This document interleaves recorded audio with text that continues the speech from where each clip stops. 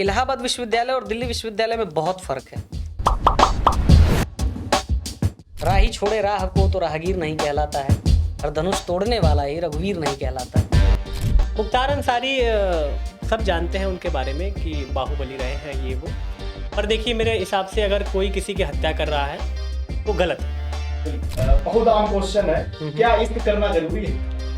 किसी के दिल की मायूसी जहां से हो के गुजरी है, हमारी सारी चालाकी वहीं पर खो के गुजरी है। तुम्हारे और मेरी रात में बस फर्क इतना है, तुम्हारी सो के गुजरी है, हमारी रो के गुजरी है। मोहब्बत करना बहुत ज़रूरी है, सही बताऊं तो। और मतलब एक दायरा होता है, उस दायरे में रह के आपको प्रेम करना चाहिए। दायरे का मतलब ये है कि एक बाउंड्रीज है।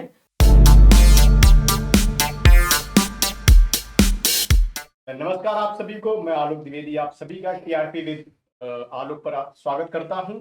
और हमारी दाईं तरफ है गीतकार प्रखर शुक्ला जी, जो कि अद्भुत प्रतिभा के धनी व्यक्ति हैं। और बाईं तरफ हमारे बीच शुभम पांडे जी महाराज, जो कि एक कवि हैं और बहुत अच्छी कविता लिखते हैं। आज दोनों लोगों से हम बातचीत करेंगे।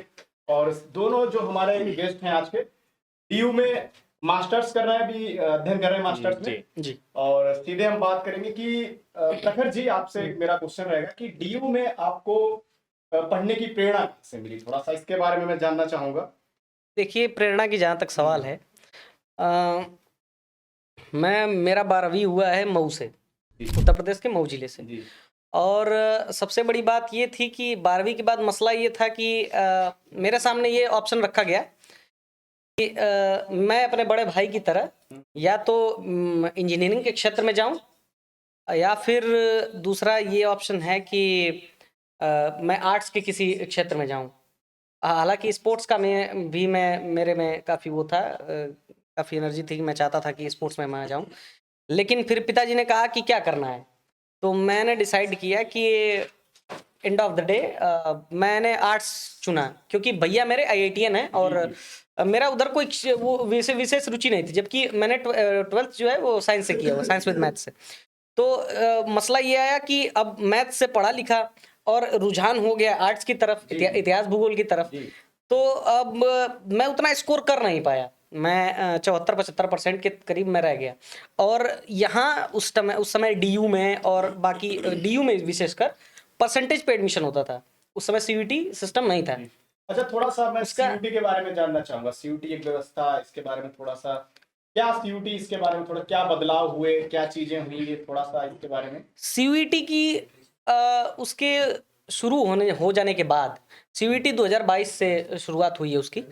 तो सीयूटी एग्जाम शुरू होने से एक फायदा ये हुआ कि जो आम अंचल के जो बच्चे हैं, जो गांव के बच्चों को ये अपॉर्चुनिटी मिली कि वो फाइट करके, और ठीक है जो भी 12th में उन्होंने किया वो बातें अलग है, लेकिन एक एंट्रेंस एग्जाम है और हमें उसमें फाइट करना है, उसमें अपनी प्रतिभा दिखानी है, तब जाके इसमें एडमिशन होगा। जो डीयू और जेएनयू जैसे कॉलेजेस हैं, वो बायसनेस जो है वो थोड़ी सी कम हो गई। और सबसे बड़ी बात ये कि जैसे मैं जिस मऊ जिले से आता हूँ, मेरा परसेंटेज बना 74-75%। हमारे समय में नहीं था वो सीयूटी का सिस्टम। हमारे समय जब हमने 12th पास किया था तो नहीं था। तो इससे हुआ ये, जैसे पांडे जी भी इस बात से काफी एग्री करेंगे, उसमें हुआ ये कि अगर हमारे समय में हुआ होता तो मैं इलाहाबाद विश्वविद्यालय से ग्रेजुएशन नहीं करता, क्योंकि उस समय इलाहाबाद विश्वविद्यालय में एडमिशन जो है, हाँ जी, तो इलाहाबाद विश्वविद्यालय में जो मतलब जो ग्रेजुएशन हुआ मेरा, वो एंट्रेंस के बेसिस पे हुआ। मैंने एंट्रेंस दिया, एंट्रेंस क्रैक किया, मैथ्स बैकग्राउंड होने के बावजूद, इतिहास भूगोल में रुचि होने के साथ मेरा एडमिशन वहाँ पे हुआ। और अगर वो नहीं होता, अगर उस समय यहाँ होता दिल्ली यूनिवर्सिटी में, मेरी प्रेरणा हमेशा से, हमारे पिताजी हमेशा से कहा करते थे कि तुम दिल्ली यूनिवर्सिटी में पढ़ना, क्योंकि वो इलाहाबादी बैकग्राउंड को देख चुके थे और वो चाहते थे कि मैं दिल्ली विश्वविद्यालय में ही पढ़ूं। तो लेकिन वो एडमिशन नहीं हो पाया परसेंटेज की वजह से। बिल्कुल। तो आपने कहा कि इलाहाबाद यूनिवर्सिटी से आपने ग्रेजुएट किया। जी। तो अब दिल्ली विश्वविद्यालय में मास्टर्स कर रहे हैं जी। क्या ऐसा मतलब अंतर पाया, जैसे वहां से क्या ऐसा कुछ नया सीखने को मिला, क्या ऐसे आपकी चीजें कुछ फेस करने को मिली, कुछ अलग देखने को मिला, ये देखिए मैं इस बात पे वो करता हूँ कि इलाहाबाद विश्वविद्यालय और दिल्ली विश्वविद्यालय में बहुत फर्क है। सबसे बड़ा फर्क है एक्सपोजर का। एक्सपोजर का मतलब ये अपॉर्चुनिटीज का, जो अपॉर्चुनिटीज दिल्ली विश्वविद्यालय में है वो इलाहाबाद विश्वविद्यालय में नहीं है। हालांकि इलाहाबाद विश्वविद्यालय के भी एलाइड कॉलेजेस हैं, लेकिन इलाहाबाद विश्वविद्यालय की जो लेगेसी पहले थी वो अब नहीं रही। अब मैं बड़ा विवादित एक बयान देता हूँ कि इलाहाबाद विश्वविद्यालय विश्वविद्यालय नहीं, स्कूल रहे हुए हो गया है।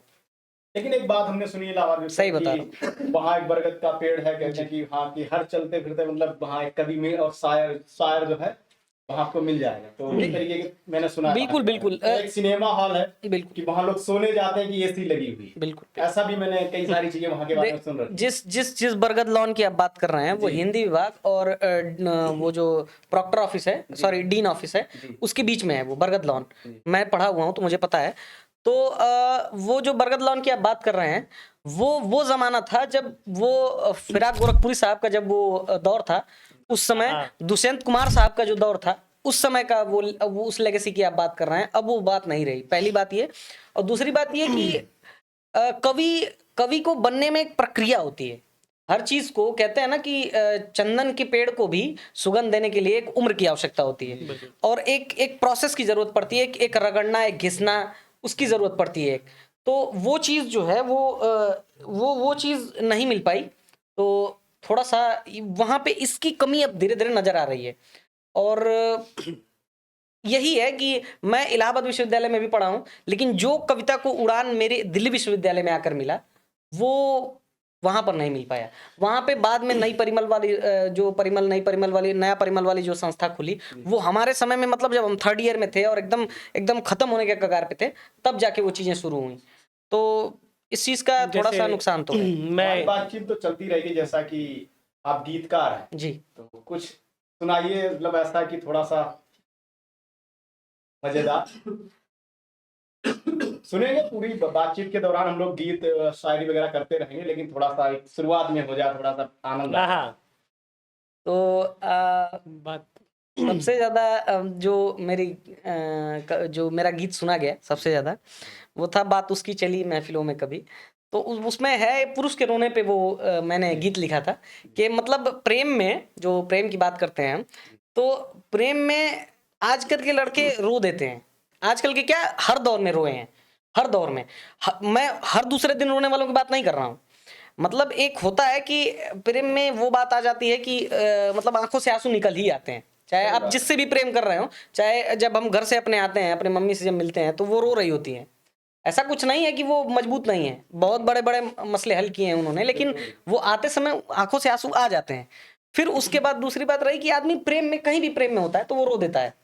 तो उस पर वो गीत लिखा था कि मतलब सिर्फ हम ही नहीं है, भगवान भी अपने दौर में रोए हैं। तो उसका एक मुखड़ा सुना देता हूं मैं आपको कि क्या किसी ने यहाँ कोई पैमा दिया, पैमा मतलब पैमाना, क्या किसी ने यहाँ कोई पैमा दिया, क्या उजाला भी रोया दिया के लिए, मैंने भी है सुना वन में श्री राम भी रोए हैं अपनी हृदया सिया के लिए, रोए हैं अपनी हृदया सिया के लिए, प्रेम दीपक वही खुद के मन में कहीं, प्रेम दीपक वही खुद के मन में कहीं, उर्मिला की तरह ही संजोया हूँ मैं, कोशिशें की बहुत भूलने की मगर उसकी यादों में अब तक ही खोया हूँ मैं, बात उसकी चली महफिलों में कभी, याद उसको किया और रोया हूँ मैं, कोशिशें की बहुत। यही है एक बंद। अभी फिलहाल के लिए इतना ही रखते हैं, आगे फिर सोहम जी की ओर चलेंगे, सोहम पांडे जी की ओर। पांडे जी थोड़ा सा जैसे गांव से जब आकर कोई छात्र दिल्ली आता है तो बहुत सारी प्रॉब्लम्स फेस करनी पड़ती है। जैसे गांव का कोई छात्र दिल्ली यूनिवर्सिटी में एडमिशन लिया तो वो क्या क्या समस्याएं ऐसी होती हैं जो इस शुरुआत में कुछ चैलेंजेस रहते हैं, कुछ चुनौतियों का सामना करना होता है। आमतौर पर गाँव का जो कोई छात्र है वो एकदम दिल्ली यूनिवर्सिटी में एडमिशन लिया, तो उसके बारे में थोड़ा सा। जी, मेरे साथ बिल्कुल ऐसी ही परिस्थितियां थी, पर उससे पहले मैं उनकी जो आपने प्रश्न पूछा था पिछले, उसमें कुछ बातें जोड़ना चाहूँगा। पहली बात तो ये कि CUET का ही ये देन है कि हम जैसे लोग जिनका परसेंटेज कुछ कम था, जी मेरा परसेंटेज बहुत कम, मैं नहीं कहूँगा, मेरे 82 पॉइंट समथिंग परसेंटेज थे 12th में, और साइंस बैकग्राउंड के लिए कम नहीं है दो लोग कितने पास हो जाते जी। क्योंकि मैं एक तो हम पूर्वांचल से हैं, दूसरा ये है कि मैं साइंस का टीचर भी, मतलब मैं पढ़ाया हूँ। अच्छा। हाँ, मैं अपने अभी भी पढ़ा रहे हैं, गांव के आसपास केमिस्ट्री पढ़ाता था पढ़ाते हैं। बच्चों को, तो मैं ये जानता हूँ कि 82% कम नहीं होता। अरे इतने में दो लोग पास बोला तो दो लोग पास पर हम जब यहाँ आके मालूम करते हैं, और हमारे साथ जो अब पढ़ रहे हैं दोस्त, उनसे पूछते हैं कि आपका मेरिट पे एडमिशन हुआ उन सब का ग्रेजुएशन में, तो उनसे पूछते हैं, हिंदू है, हंसराज है, ये सब कॉलेजेस हैं, तो किसी का 92%, 93%, इस पे एडमिशन हुआ, 90 से नीचे मेरिट ही नहीं जाती थी, तो हम तो कभी आ ही नहीं पाते। सही और उनसे पूछो कि स्ट्रीम तक क्या था, तो वो कहते हैं ह्यूमैनिटीज, आर्ट्स। तो एक तरह से देखा जाए तो साइंस साइड से ऐसा नहीं है कि शिक्षा में उसमें वो आप किसी में अधिक परसेंटेज पा जाए, किसी में कम परसेंटेज, हर में अधिक पा सकते हैं, पर साइंस थोड़ा सा मुश्किल है, मैथ्स मुश्किल तो है। तो आर्ट्स में ज़्यादा आसानी से आप 90 क्रॉस कर जाते हैं, पर साइंस साइड्स में आप जल्दी नहीं कर पाते। तो हम लोग आ ही नहीं पाते। अगर CUT ना होता, फिर हमें एग्ज़ाम देने का मौका मिला, हमने एग्ज़ाम दिया, प्रूव किया कि हम उनके लेवल के हैं, उनसे बेहतर हैं, या उनसे उनके आसपास हैं, तो आज हम दिल्ली विश्वविद्यालय में हैं। और आपका प्रश्न था कि कौन सी समस्या हाँ गाँव बिल्कुल, से तो आकर मेरा तो छात्र ग्रेजुएशन अपने ज़िले से ही हुआ है, गाजीपुर जिले से जी हैं आप। बिल्कुल, वहाँ एक सामान्य विद्यालय से हुआ है, महाविद्यालय से। तो उसके बाद एक तो सोचना सीधे दिल्ली हम लोग, क्योंकि हमारे नज़दीक ही बनारस हिंदू विश्वविद्यालय है। VHU तो मैंने ग्रेजुएशन के दिनों में तो एग्ज़ाम दिया था, क्योंकि मैं साइंस साइड का बहुत अच्छा विद्यार्थी था, और मैंने अचानक से BA के लिए अप्लाई कर दिया, क्योंकि हिंदी में कविताओं से प्रेम हो गया, फिर इच्छा हुई कि हिंदी में ही जाएंगे, हिंदी ही पढ़ेंगे, तो उस समय एंट्रेंस नहीं निकला। फिर कुछ समय हुआ, मैंने पढ़ा हिंदी, और फिर मास्टर्स में मैंने दिया, तो मेरा BHU भी क्वालिफाई हुआ, और DU में भी। तो फिर हमने सोचा, वही जो पिछले कुछ दिनों में पहले आदर्श भैया को सुन रहे थे हम, तो आदर्श भैया ने बताया कि अपने नज़दीक रहो तो कोई ना कोई आ जाता है, और BHU में वही गुरु क्या बात है, ये वाला माहौल रहता है, और आप बैठे रहेंगे दुकानों पे, और ऐसे कोई ना कोई आया रहेगा, रिश्तेदार, कोई दोस्त आता रहेगा हमेशा। यहाँ थोड़ा दूर है, तो आप पढ़ाई पे, और शुक्ल जी ने बिल्कुल सही कहा, शुक्ला जी ने, कि यहाँ जो कॉलेजेस में जो अपॉर्चुनिटीज़ मिलती है ना, वो उससे बहुत अलग। चाहे आप किसी भी क्रिएटिव फील्ड में आज सोचते हैं कि मैं पॉडकास्ट करना चाहता हूँ, तुरंत आपको 2 दोस्त मिल जाते हैं जो वो भी आपके जैसे सोचते हैं। आप कविताओं के लिए सोचते हैं, आपको 4 मंच मिल जाते हैं। अगर आपके अंदर क्षमता है तो यहाँ अपॉर्चुनिटीज़ की बिल्कुल कमी नहीं है, बहुत ज़्यादा है। और कॉलेजेस में तो फेस्ट हो रहे हैं, वहाँ आपको अपना कला दिखाने का, प्रदर्शन करने का मौका मिलता है। कॉलेज में आए दिन कार्यक्रम होते रहते हैं, आप उनमें पार्टिसिपेट करिए, आपके अंदर क्षमता है तो मंच आपको देती है, दिल्ली विश्वविद्यालय मंच प्रदान करती है। और बाकी रही कि गाँव से लोग आते हैं तो थोड़ा आर्थिक समस्याएं हैं, जो नॉर्मल बैकग्राउंड के लोग हैं, पर अगर आपके अंदर क्षमता है, आप अच्छे से बात करते हैं, लोगों से कनेक्ट करते हैं, तो कहीं ना कहीं आपके लोग मदद करते हैं, और आप दिल्ली आराम से रह सकते हैं, उतना भी महंगा नहीं है दिल्ली। और मैं एक बात और जोड़ना चाहूँगा पांडे जी की बात पे, जो इन्होंने कहा कि गांव गिराव से जो बच्चे, अंचल से बच्चे आके और दिल्ली विश्वविद्यालय में और JNU में, और इन्होंने कहा कि मतलब क्वालिफाई किया इन्होंने BHU का भी, और नज़दीक होने के कारण बिल्कुल इन्होंने बात एक सही कही। और मैं उसमें एक बात जोड़ता हूँ कि जब हम लोगों ने दिया था, हमने और इन्होंने एक ही साथ एंट्रेंस दिया है, हालांकि हम जानते नहीं थे एक दूसरे को, यहाँ आके जाने हम एक दूसरे को। तो मेरा भी क्वालिफाई हुआ था, मेरे 240 नंबर थे 300 में, तो 225 उसके कट ऑफ गए थे, उसमें तो हो गया, और मैंने रजिस्ट्रेशन वगैरह सब करवा भी लिया। तो बाद में फिर जब यहाँ हो गया, हालांकि मैं जानता था हो जाएगा, लेकिन actually I was fighting for JNU for masters, क्योंकि JNU की एक मतलब हमारे मन में इमेज है कि सबको इक्वल अपॉर्चुनिटी देती है, और ऐसा, हालांकि वो धारणा टूट गई बाद में कि हमें तो घुसने ही नहीं दिया। खैर, हालांकि एक अगर मतलब 2 मिनट में अगर ये बात ख़त्म करूं मैं, कि JNU का जो एडमिशन प्रोसेस है वो बहुत कॉम्प्लिकेटेड है। आप उसको समझेंगे तो बहुत, अगर मैं बताता हूँ आपको, एक मज़े की बात बताता हूँ। हमारे समय में 271 number, 271 was the highest one, highest marks गए थे 271 नंबर, ठीक है। और JNU की पहली कट ऑफ कितनी गई थी पता है? 279, 279 नंबर। अब पूछेंगे आप कैसे, बताता हूँ आपको मजे की बात। यहाँ होता है 2 कैटेगरी का, मतलब उसके बाद आता है 2 लेयर का रिजर्वेशन। पहले आता है कि आप कहाँ से पढ़े हैं, कहाँ से आपकी क्या है, बहुत सारी चीज, बहुत सारे फैक्टर्स हैं, बैकग्राउंड कहाँ से है, उसके नंबर ऐड होते हैं उसमें। तो उसके जो है वो क्वार्टाइल मार्क्स बोलते हैं उनको, क्वार्टाइल के पॉइंट्स मिलते हैं और एक पॉइंट जो है वो 3 नंबर के बराबर होता है। तो मेरा 10th और 12th मऊ से है और उसमें 3 सिटीज बटी हुई हैं, टीयर 1, टीयर 2 और तीसरे में आते हैं जैसे प्रयागराज हो गए, बनारस हो गया। इनको किसी टीयर में नहीं रखा गया है कि आप यहाँ से हैं तो आपको जेएनयू में पढ़ने का अधिकार नहीं है। नहीं। तो खैर ऐसी बात है। और जेएनयू एक वाहिद संस्था है जिसमें ये डिपेंड नहीं करता कि आपने कितना स्कोर किया है, सामने वाले ने कितना किया है इस पर भी मैटर करता है। मतलब कि अगर मेरे 280 नंबर होते और पीछे वाले के मेरे 250 होते तब जाके शायद मेरा एडमिशन हो पाता। अब आप देखिए, मजे की बात आपको बताता हूँ, 271 नंबर हाईएस्ट गए थे और 279 नंबर 279 पहले उसका गया। मुझे मिले 6 नंबर। मुझे क्वार्टाइल का कितना भी नंबर मिलता तो 6 नंबर मिलता, ठीक है। अगर मैं टॉप कर देता तो मेरे कितने होते? 271 नंबर। 271 में आप 6 जोड़िए, कितना हुआ? 277 नंबर। टॉपर होने के बाद टॉपर होने के बाद भी मेरा एडमिशन नहीं होता। टॉपर होने के बाद भी मेरा एडमिशन जेएनयू में नहीं होता। ये है उसकी प्रक्रिया। और मुझे अब लगता है, जब मैं दिल्ली विश्वविद्यालय में पढ़ने लगा, मैं बहुत बड़ा बयान दे रहा हूँ, सही बात ये है कि मुझे मतलब ऊपर वाला जो सही जो करता है वो सही करता है। और मेरा एडमिशन डीयू में हो गया, वो ज़्यादा मुझे अपॉर्चुनिटी यहाँ मिली एज कम्पेयर टू जेएनयू। अब मैं जेएनयू वालों ने 3-4 बार बुलाया है कविता सुनने के लिए, गीत सुनने के लिए, पोस्टर पे जगह दी है उन लोगों ने। ये बात आप भी कविताएं लिखते हैं जी। तो एक कविता सुनाइए अपनी जो स्वलिखित। और जैसे कि अभी मैंने कहा कि मैं बनारस के नज़दीक का हूँ, गाजीपुर से हूँ। बनारस तो क्या खूबसूरत शहर है। बनारस में कुछ पंक्तियां पढ़ देता हूँ मैं अपनी की। स्वागत है पांडे जी। सुबह बनारस, शाम बनारस। क्या बात है। क्या क्या है बनारस? सुबह बनारस, शाम बनारस, इश्क बनारस, काम बनारस। सुबह बनारस, शाम बनारस, इश्क बनारस, काम बनारस, पुण्य बनारस, पाप बनारस, मोक्ष बनारस, धाम बनारस, तेरे दिल में मेरे दिल में जो रहता वो नाम बनारस। क्या बात, जो रहता वो नाम बनारस। अद्भुत पंक्तियां हैं पांडे जी। पांडे जी की पंक्तियां बहुत पसंद है मुझको ये सब। यूटी पे तो चर्चा हो गई है। आप पूर्वांचल से हैं दोनों लोग, तो पूर्वांचल से दिल्ली आए। अब पूर्वांचल में जैसे एक नाम, हम बहुत बड़ा नाम सुनते हैं, मुख्तार अंसारी। हाँ, आप समझिए कि मुख्तार अंसारी का जो घर है, जो निवास है, वो मेरे क्षेत्र गाजीपुर में आता है। अच्छा। और जहाँ से वो निर्वाचित होते थे वो मऊ है। मतलब तो दोनों लोग से दोनों संबंध लोगों है। के विचार जानना बिल्कुल चाहूंगा। जी। मुख्तार अंसारी सब जानते हैं उनके बारे में कि बाहुबली रहे हैं ये वो।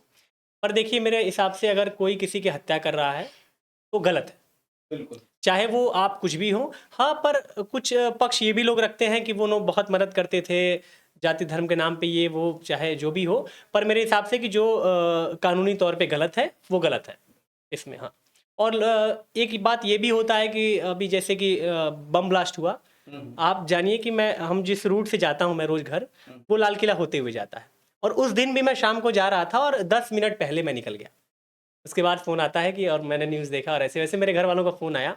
तो एक चीज़ ये है ना कि अगर आप कहते हैं कि धर्म नहीं होता, अगर आतंकवादियों का धर्म नहीं होता तो आप उसके बाद नमाज क्यों पढ़वाते हैं? अगर आप समझिए, अगर कोई मुसलमान व्यक्ति है और वो ऐसे गलत काम करता है तो आप उसके लिए फिर नमाज मत पढ़िए ना, उसको अपने कब्रिस्तान में जगह मत दीजिए आप। सही बात। एक बात तो ये है ना कि आप अपने कब्रिस्तान में जगह दे रहे हैं कि मेरा भाई है, मेरे घर का आदमी है। इसमें जैसे कभी हमने एक जम्मू कश्मीर में देखा, एक चीज दिखावे का बड़ा प्रचलन है। जैसे क्या है इसमें, मैं थोड़ा बात अपनी रखना चाहूंगा। जैसे मैंने देखा एक मौलवी थे ऐसे जम्मू कश्मीर में, पुलिस के साथ बैठते थे, बातचीत होती थी, पूरा कोऑपरेट करते थे कि नहीं आतंकवादियों को बिल्कुल नस्ते नाबूद कर देना चाहिए, सारी बातें उन्होंने की। जैन जी, जो मैंने जो बातें बताई, वो खुद मेरा एक मुसलमान दोस्त मुझसे कह रहा था। उसमें बाद में हुआ क्या, जब जांच उस पे हुई, पूरी रिसर्च उस पे की गई, तो 4 चीजें सामने खुल के आई कि यही जो मौलवी है ये लोगों को जो लश्कर या जो भी जैसे मोहम्मद वहां ट्रेनिंग करवाने के लिए लड़कों को भेजता, युवाओं को भेजता था। तो मतलब ये भी आज विश्वास करना मुश्किल है कि कौन व्यक्ति अगर पुलिस के साथ कोऑपरेट कर रहा है, एजेंसियों के साथ कोऑपरेट कर रहा है, तो अंदर क्या करवा रहा है, इस पे भी थोड़ा सा सोचने वाली तो ये है कि हम कवि हैं तो राष्ट्र हमारे लिए सबसे ऊपर है, इनके लिए भी और मेरे लिए भी, क्योंकि हम मित्र हैं तो हम जानते रहते हैं। तो राष्ट्र देखिए सबसे ऊपर, धर्म वर्म से सबसे ऊपर राष्ट्र है, राष्ट्र के बाद ही कुछ है। अब इसमें बहुत सारे डॉक्टर्स, अभी ब्लास्ट हुआ, डॉक्टर्स इंजीनियर्स के नाम आ रहे हैं, कोई बेंगलुरु का इंजीनियर है, कोई मतलब बहुत सारी चीजें। बहुत अच्छी बात की, मैं इस पे बात करने का सोच ही रहा था। जैसे दिल्ली विश्वविद्यालय में हम आए तो मैं तो यहाँ प्रोफेसर के अलग अलग विचारधाराओं के प्रोफेसर होते लोग, मैंने दोनों पक्षों के लोगों से पूछा है जो नामचीन प्रोफेसर हैं। मैंने उनसे कहा कि जब हम गांव से आते हैं तो हमको लगता है कि गांव में लोग उतने पढ़े लिखे नहीं हैं, तो वो जातिवाद करते हैं, ये सब भेदभाव करते हैं। फिर हम दिल्ली विश्वविद्यालय में या ऐसी जगहों पे आते हैं जहाँ लोग बहुत पढ़े लिखे हैं और वो इस चीज को और ज्यादा फेस करना तो पड़ा वो है। वहां तो और बढ़ गई ये सब चीजें। तो मैं कहा जब अनपढ़ भी जातिवाद कर रहे हैं, धर्मवाद कर रहे हैं और पढ़े लिखे भी कर रहे हैं तो फिर ये खत्म कैसे होगा। तो एक बहुत बड़े प्रोफेसर है, बहुत अच्छा उन्होंने बताया मुझे। उन्होंने कहा कि देखो जो गांव के लोग कर रहे हैं वो तो फिर भी मासूम है क्योंकि उनको पता नहीं है, पर ये जो कर रहे हैं पढ़े लिखे ये ज्यादा खतरनाक है, जानबूझ का करना अपराध होता है। समाज से डिस्कनेक्ट हो जाना, जैसे मैंने देखा डॉक्टर शाहीन के बारे में, किसी से कोई मतलब नहीं, अपनी अलग दुनिया में, और अंदर अंदर क्या क्या चीजें चल रही हैं, मतलब कितनी चौंकाने वाली चीज है इंसान को देख अरे पहले तो आप एक बात समझिए कि इनके नाम के आगे से जो ऐसी हरकतें कर रहे हैं उनके डॉक्टर हटा दीजिए नाम। चार मतलब क्या डॉक्टर का काम ही है जान बचाना, तो जान ले रहे हैं वो लोग, डॉक्टर कैसे हो सकते हैं आप सोचिए। ये आपको जो मेडिकल की जो जिन्होंने डिग्री दी है उनसे आपको कहना चाहिए। अब यहाँ पर थोड़ा सा एक क्वेश्चन आपसे करना चाहूंगा शुक्ला जी, बहुत आम क्वेश्चन है, क्या इश्क करना जरूरी है? ऐसा मतलब बहुत जरूरी है? एक बार मैं बोलूं तो बहुत जरूरी है। कभी से आप इश्क के बारे में पूछना जरूरी नहीं है। प्रेम जो है दोनों लोग अपने विचार रखिएगा। बिल्कुल बिल्कुल मैं बताता हूँ आपको। मोहब्बत करना बहुत जरूरी है, सही बताऊं तो। बिल्कुल। और मतलब एक दायरा होता है, उस दायरे में रह के आपको प्रेम करना चाहिए। दायरे का मतलब ये है कि एक बाउंड्रीज है, उस बाउंड्री को क्रॉस तभी करना चाहिए जब एक लीगल आपके पास अथॉरिटी हो, विवाह की एक लीगल अथॉरिटी हो, तभी आप दायरा क्रॉस करें तो ठीक है। वरना मतलब प्रेम और मुझे मेरे हिसाब से प्रेम और मित्रता में ज्यादा अंतर नहीं है अगर आप ना क्रॉस करें तो, ठीक है ना। प्रेम किया जा सकता है लेकिन बस ये है कि आप उस दायरे को क्रॉस ना करें। हो सकता है कि आज के दौर में ये लोग सोचें कि मतलब दकियानुसी बात है, पिछड़ी हुई। भाई मैं पिछड़ा ही खुश हूं मैं, मुझे प्रोग्रेसिव नहीं होना है। ऐसा प्रोग्रेसिव तो नहीं होना है कि बाद में उसके उसके दुष्परिणाम हो जाएं, ठीक नहीं है वो। और दूसरी बात ये आपने कहा प्रेम का मतलब ये है ना कि आप सामने वाले की इज्जत करें। आप सबसे बड़ी बात ये इज्जत इतनी होनी चाहिए कि हाँ अगर सामने वाले ने कुछ कहा है तो आपको सिरोधार्य है वो। अगर सामने वाले ने कुछ कहा है, आप अगर बाद में कभी अलगाव भी होता है तो आप उसकी बातें बिल्कुल दबा के रखें कि ठीक है हमारे तक थी, बात खत्म हो गई, तुम्हारे पास थी, तुम्हारे यहाँ बात खत्म हो गई। और मतलब सारी चीजें। और मुझे लगता है कि आज के दौर में प्रेम की सबसे मतलब अगर कहें कि पैमाना क्या है इसका, तो मुझे लगता है कि सबसे पहले टॉक्सिक लोगों से दूर रहना चाहिए। सबसे पहले आप टॉक्सिक लोगों से दूर रहिए। और ठीक है, खूबसूरत का क्या मतलब है कि आपको मतलब कुछ क्या है ना कि कई बार क्या होता है ना कि टॉक्सिक की जो परिभाषा अपने हिसाब से बना ली जाती है। ये भी तो एक बिल्कुल है चीज, मतलब कि टॉक्सिक की परिभाषा अपने आप लोग प्रेम में आकर लोग अपने आप ही उसका निर्धारण कर दे रहे हैं कि क्या टॉक्सिक है क्या नहीं है। टॉक्सिक का मतलब ये है कि टॉक्सिक व्यक्ति क्या होता है, वो खुद बोलेगा, बाद में विक्टिम कार्ड खेलेगा कि मैंने तो कुछ कहा ही नहीं, सारा दोस्त तो तुम्हारा है, मैंने तो कुछ किया ही नहीं। जैसे लग रहा था कि मैं दीवार से कर रहा था लड़ाई झगड़ा जो भी है। तो ये सारी चीजें हैं कि मतलब सबसे पहले टॉक्सिक लोगों से दूर। खूबसूरती ठीक है, खूबसूरती सेकेंडरी चीज है मेरे हिसाब से, वो सारी चीजें बाद में। क्योंकि प्रेम पे डॉक्टर कुमार विश्वास बहुत अच्छी उनकी पंक्तियां हैं, लाइन है कि प्रेम वो है जो आपको आपका बेटर वर्जन देता है। सही बात। कुछ कुमार विश्वास की पंक्तियां अगर आप डॉक्टर साहब की एक बहुत पसंदीदा पंक्ति मुक्तक है सबका उनको कि किसी के दिल की मायूसी जहां से हो के गुजरी है, हमारी सारी चालाकी वहीं पर खो के गुजरी है, तुम्हारे और मेरे रात में बस फर्क इतना है, तुम्हारी सो के गुजरी है, हमारी रो के गुजरी है। क्या बात है, बहुत, हमें भी ये बहुत पसंद है। सबको पसंद है। चलिए इसलिए प्रेम करना बहुत जरूरी है। और मतलब आप अगर प्रेम नहीं किए हैं तो आप एक खूबसूरत एहसास से वंचित रह गए हैं। और मतलब पाना खोना अलग चीज है। आप मतलब आप किसी को मुकम्मल तौर पे पा गए, नहीं पाए, मुझे लगता है कि मुकम्मल प्रेम कुछ होता ही नहीं है। मैं बोल रहा हूँ मुकम्मल प्रेम कुछ होता ही नहीं है। कहते हैं ना कि प्यार हमेशा एक तरफा होता है, दो तरफा व्यापार होता है। प्रेम हमेशा एक तरफा होता है, दो तरफा तो व्यापार होता है। ठीक है। तो अच्छा, जैसे आजकल युवाओं में जैसे बहुत चीजें कॉमन बढ़े, ब्रेक, खुद को संभालना बड़ा मुश्किल काम हो जाता है। 3-4 साल हम रहे और उसके बाद अचानक से कुछ ऐसी कंडीशंस, कुछ ऐसी सिचुएशंस, परिस्थितियां कुछ क्रिएट हो गई कि फिर उसका वो सिचुएशन को हैंडल कर पाना, समय बहुत खराब होता है। मेन चीज टाइम, और युवा उसी टाइम कैरियर बनाने में लगा होता है। वही समय कैरियर बनाने के लिए, जो आप जानते हो युवाओं का वही समय कैरियर बनाने का होता है। और ब्रेकअप के बाद जो एक स्थिति बन जाती है, अगर वाकई में गंभीरता पूर्वक उस चीज को लें, कवि कवि शायर तो ब्रेकअप का भी फायदा उठाते हैं। तो जो आपकी पंक्तियां हैं वो और खूबसूरत निखर के सामने आती है। शायरों को आप देखिए, जिनका जिनका जितना कटा है वो उतने बड़े शायर हुए। अभी आप एक शायर सुन रहे थे कुछ देर पहले, तो ऐसा है। तो अच्छा, उनको फायदा है, कवियों को फायदा है। इससे बैलेंस चीजें हो पाए। देखिए, this is art of life. ये यही आर्ट है उस चीज का कि आप कैसे उस चीज को बैलेंस करते हैं। अगर आप देखिए, मैं हालांकि मैं हूं और पांडे जी हैं, हम दोनों साइंस के विद्यार्थी हैं। आप भी शायद साइंस 12 तक पढ़े ही होंगे। आप साइन का ग्राफ देखे होंगे। साइन का ग्राफ +1 -1 +1 -1 +1 -1। जीवन की जो रेखा है वो भी ऐसे ऊपर नीचे होती है। लाइफ की पूरी थियरी इसी पर है कि आप अप्स एंड डाउन्स होंगे।